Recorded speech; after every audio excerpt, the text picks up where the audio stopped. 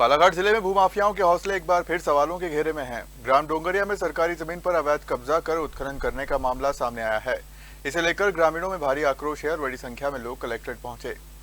ग्रामीणों का आरोप है कि लिखनलाल बिसेन द्वारा डोंगरिया गांव की सरकारी जमीन पर अवैध कब्जा कर उत्खनन का काम किया जा रहा है। वहीं विरोध करने वालों पर उल्टा आरोप लगाए जाने की बात भी सामने आई है। ग्रामीणों का कहना है कि जिस तालाब और सरकारी जमीन को लेकर विवाद है, वहां नियमों को ताक पर रखकर खुदाई की गई है। ग्रामीणों का यह भी आरोप है कि गांव की देवस्थान से जुड़ी जमीन पर भी अवैध उत्खनन किया है, जिससे गांव में नाराजगी का माहौल है। लोग पूरे मामले की निष्पक्ष जांच की मांग कर रहे हैं और क्षेत्र के सीमांकन की बात भी उठा रहे हैं।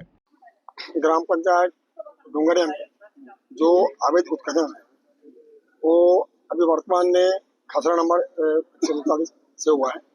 वो तालाब का भाग है और यही कह करके मतलब वहाँ से खुदाई हुई थी कि जो गालों में मांग थी कि सौंदर्यीकरण के नाम पर किया जा रहा था।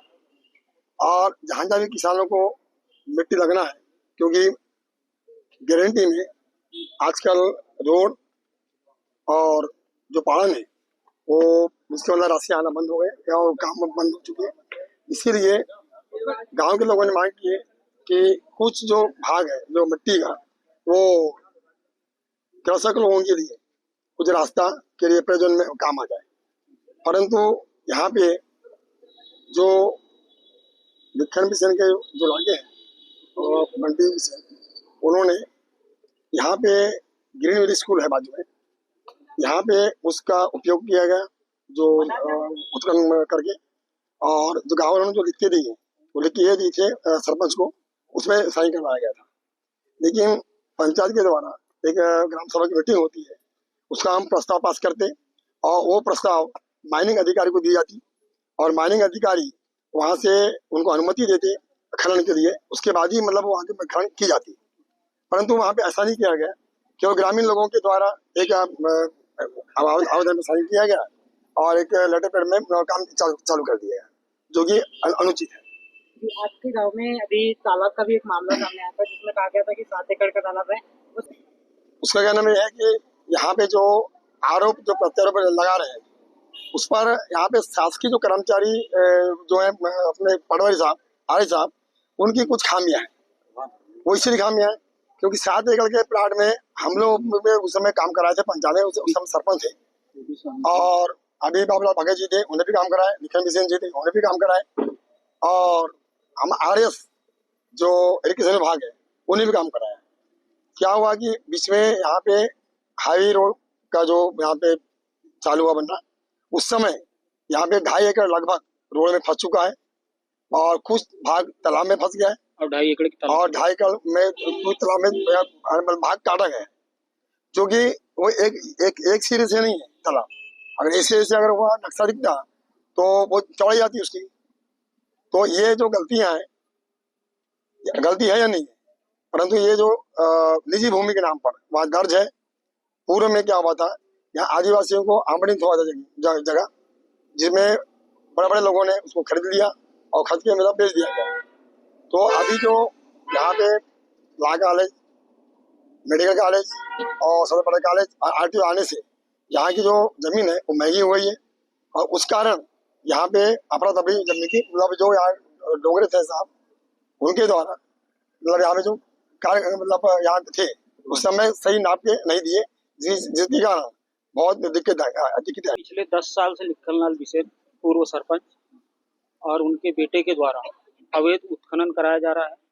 ये हमारी दंतेवाड़ी माता की पहाड़ी है। आज के डेट में उसने खंडर कर दिया है और अपने मन मर्जी से जब चाहे रात को दिन को डंपर चलाता है। और हमारे पिछले बार उनने बोले थे कि उमरिया तालाब का नाप होना चाहिए। उमरिया तालाब की नाप की तो बात तो अलग रही, लेकिन मैं बोल रहा हूँ कि हम लोग आज इसलिए एकजुट हुए हैं, उमरिया तालाब ही क्यों, आंबा बोड़ी भी होना चाहिए। ये जो ग्रीन सिटी बनी है इसका भी नाप होना चाहिए। ग्रीन सिटी में 5 एकड़ जमीन अवैध रूप से उसके द्वारा बिना यानी पंचायत में प्रस्ताव दिए उसने अपने मन मर्जी से रोड निकाल लिया है। उसके पश्चात हमारा ग्राम का खिला मुठवा, इसके बारे में हम लोगों ने बहुत संघर्ष किया है। हम 10 साल से संघर्ष उसके बाद भी आज तक शासन प्रशासन द्वारा इस प्रकार से कोई कुछ समझ में नहीं आ रहा है कि क्या है, कैसा क्या है। आज आप लोग कलेक्ट्रेट क्यों गए? कलेक्टेड इसलिए गए थे, पिछले लिखनलाल बिसेन के द्वारा कहा गया है कि यानी उमरिया में अतिक्रमण है। हमने उमरिया में अतिक्रमण की बात आई तो उमरिया में अतिक्रमण नहीं है सर जी। उमरिया में जो अतिक्रमण जो था 7 एकड़, आज भी 7 एकड़ बोलते हैं लेकिन 7 एकड़ से कुछ कम जमीन है। 2.5 एकड़ की तालाब की पार है। नेशनल हाईवे 2 भाग में कट गया। 2.5 एकड़ वहां की जमीन चली गई। कम से कम 2 एकड़ का भी तालाब है व्यवस्थित। जो 7 एकड़ की बात करते हैं वो व्यवस्थित है।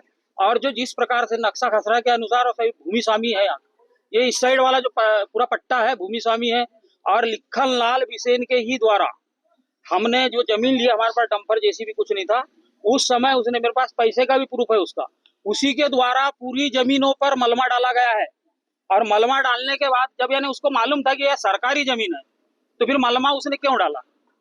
आपके ऊपर आरोप है कि अवैध कॉलोनी अपने प्लाटिंग नहीं, अवैध कोई प्लाटिंग अवैध नहीं है। मैं यहाँ का किसान हूँ। मेरी जन्मभूमि है यहाँ पर। और नेशनल हाईवे से लग के वहाँ किनारे से मेरे रास्ता जाने के कारण यानी मेरे खुद की खेती होती, कृषि भूमि है वहाँ पर। अब ऐसा है कि यानी कोई 2 रुपए के लिए खरीदता है। हमने बाबूजी वगैरह की थी तो एक जबकि जमीन बेचे तो हमने बोले थोड़ा सा सामने का ले लेते हैं, लेकिन उसमें कोई अवैध नहीं है। कोई वहाँ खंबा नहीं गड़ा है, कुछ नहीं गड़ा है। इस साल मैं तुअल बोने वाला हूँ वहाँ पर। और कलेक्टेड गए थे, क्या मांग को लेकर गए थे? कलेक्टर साहब के पास हम इसलिए गए थे एकजुट होके कि हमारे ग्राम डोंगरिया की समस्त भूमि का सीमांकन कर नाप करके, और हम यानी पंचायत प्रतिनिधि भी है तो हमें ये तो मालूम हो कि हमारी जमीन शासकीय कहाँ पर है और आंबा बोड़ी कहाँ है।